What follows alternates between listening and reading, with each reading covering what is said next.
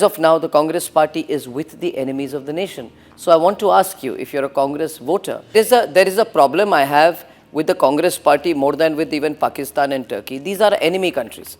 But a party that is operating in India is openly with our enemies. How much more will this party compromise our national interest? They are joining hands with Turkey when they know they have a biggest arms supplier to Pakistan. नमस्ते दोस्तों, आज हम बात करेंगे एक ऐसे prime time segment की जो सच से ज्यादा सनसनी पे बेस्ड था। 15 मई को रिपब्लिक टीवी के editor in chief Arnab Goswami ने अपने शो में यह क्लेम किया कि इंडियन नेशनल कांग्रेस का एक रजिस्टर्ड ऑफिस टर्की के इस्तांबुल में है और प्रूफ के तौर पर उन्होंने ये फोटो दिखाई। अर्नब ने इस क्लेम को नेशनल सिक्योरिटी का इशू बना दिया। टर्की का पाकिस्तान के साथ अलाइनमेंट दिखाते हुए उन्होंने कांग्रेस को इनडायरेक्टली देश का दुश्मन कह डाला। दर्शकों से अपील की कि वो कांग्रेस पार्टी का बहिष्कार करें। ये भी कहा कि इनके हिसाब से कांग्रेस पार्टी पर बैन लगा देना चाहिए। At the Nationalist Collective, we believe that we have to boycott Turkey and ban Turkey. But what do we do with this Congress party? This party, the Congress party, and this family, the Vadra Gandhi family, which at a time when they should have been for the country have attacked our national interest. Ladies and gentlemen, I am clear where I stand. The party should be banned and boycotted.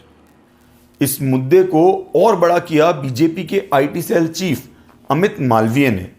17 मई को उन्होंने भी वही clip Twitter पर share की और राहुल गांधी से सवाल किया, ऐसे ऑफिस की जरूरत क्या थी?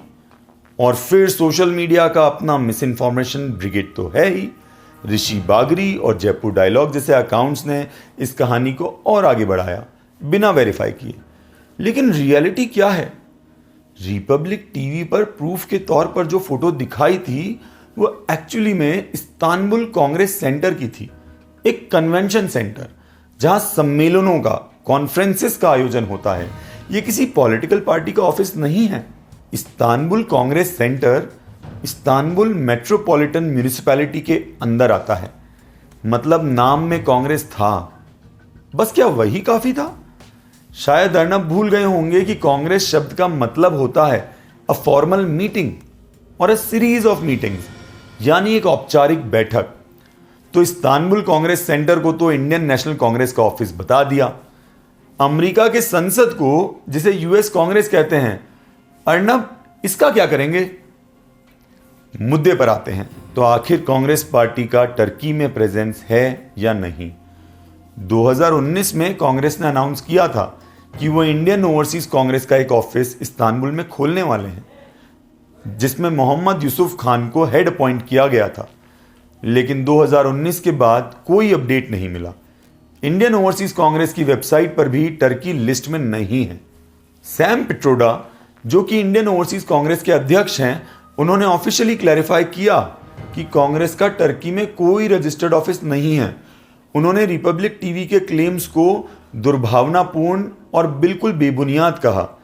रिपब्लिक ने 20 मई को एक स्टेटमेंट जारी किया जिसमें गलत फोटो का कारण एक वीडियो एडिटर और एक टेक्निकल एरर पर थोप दिया। लेकिन उस स्टेटमेंट में भी ये नहीं बताया कि क्या कांग्रेस पार्टी का टर्की में ऑफिस है या नहीं, और क्या किसी और राजनीतिक पार्टी का टर्की में कोई वजूद है कि नहीं।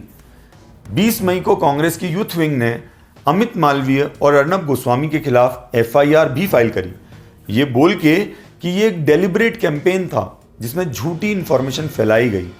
अमित मालवीय जहां कांग्रेस के ओवरसीज ऑफिस पे सवाल उठा रहे हैं, वहां बीजेपी खुद मल्टीपल देशों में एक्टिव है। ओवरसीज फ्रेंड्स ऑफ बीजेपी यानी भाजपा के विदेशी मित्र इंग्लैंड, अमेरिका, नीदरलैंड्स और टर्की में भी एक्टिव हैं। जी हां, टर्की में भी।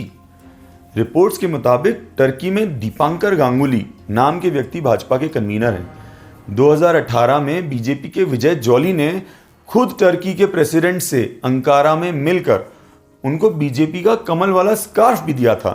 ये सवाल पूछना तो बनता है कि अगर रिपब्लिक टीवी के अर्नब गोस्वामी को कांग्रेस पार्टी के टर्की में होने से इतनी प्रॉब्लम है कि उन्होंने कांग्रेस पार्टी पर बैन लगाने की बात तक कर डाली, तो बीजेपी की टर्की में प्रेजेंस से अर्नब को कोई प्रॉब्लम क्यों नहीं है? इस वीडियो को रिकॉर्ड किए जाने तक अमित मालवीय ने और बाकियों ने अपनी पोस्ट नहीं हटाई है। आपको ये वीडियो कैसा लगा ये हमें कमेंट्स में बताना मत भूलना, और अच्छा लगा हो तो लाइक और शेयर कीजिएगा ताकि ये उन सभी लोगों तक पहुंचे जो इन एंकर्स के बुने हुए नैरेटिव का, झूठी खबरों का शिकार होते हैं। सच का साथ देने के लिए altnews.in पर जाकर डोनेट करने पर ज़रूर विचार करें और हमारे YouTube चैनल को ज्वाइन करके ऑल्ट न्यूज़ की आवाज़ को और बुलंद बनाएं।